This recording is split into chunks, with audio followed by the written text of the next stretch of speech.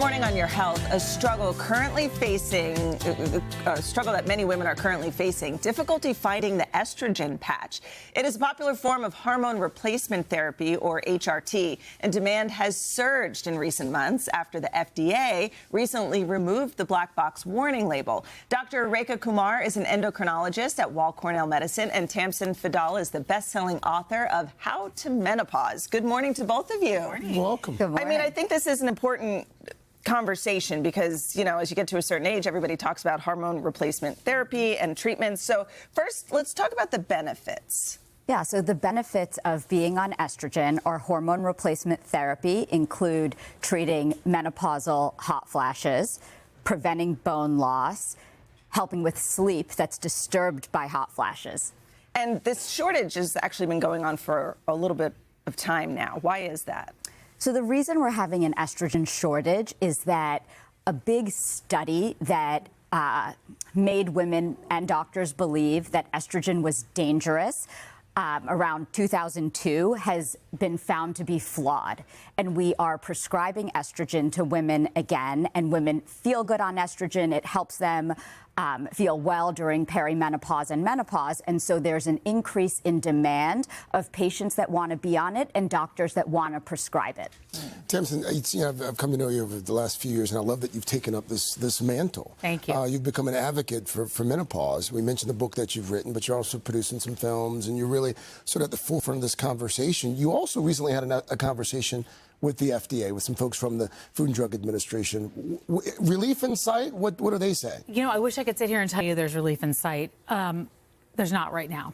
We're going to be in this for a little while. We're going to be in this for a while. So I think the most important thing is to make sure women have a backup before anything else, and go into compounding and make sure that if you're not able to get that patch, you have a backup of compound creams so you're not stopping estrogen or any of your hormones. We talked to the FDA. First of all, I want to say I was really so encouraged because I got on the call and there were all these women and they listened and they asked questions and they were engaged, and it's so important because women's health has been on the back burner for a very, very long time.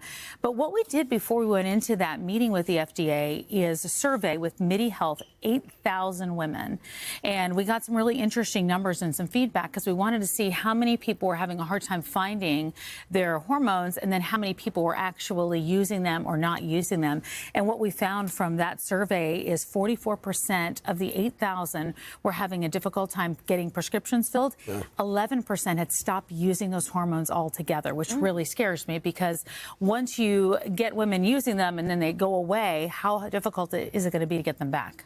We know we've got to be wary of any medical advice that we see on social media. We have seen some influencers and even doctors posting about additional benefits of estrogen beyond what you mentioned earlier, Dr. Kumar. So they're saying it can help prevent cardiovascular disease and dementia. What do you have to say about that?